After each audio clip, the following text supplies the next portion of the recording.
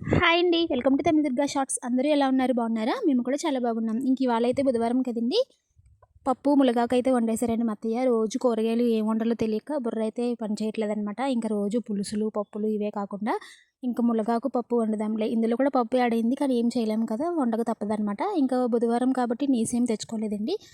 చూస్తే ఇంకా ఈవినింగ్ అయితే తీసుకొస్తారేమో. ఇవాళ అయితే మా ఇంట్లో మా మావయ్య గారు, మా మరిది గారు, అలానే మా హస్బెండ్ ముగ్గురు అయితే సంతకెళ్లారనమాట. బుధవారం సంత.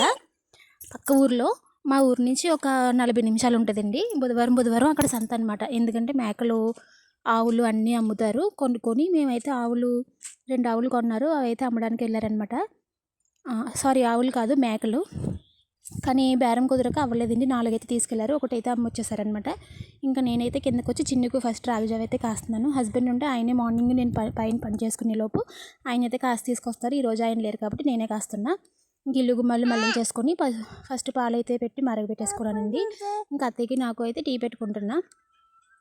చిన్నుకి రాగిజావ చేయడానికి పిండి కూడా అయిపోయిందండి. అవి ఈవినింగ్ వచ్చిన తర్వాత, అదే మధ్యాహ్నం వచ్చిన తర్వాత శుభ్రంగా కడిగేసి మొలకెత్తించాలనుకుంటున్నాను.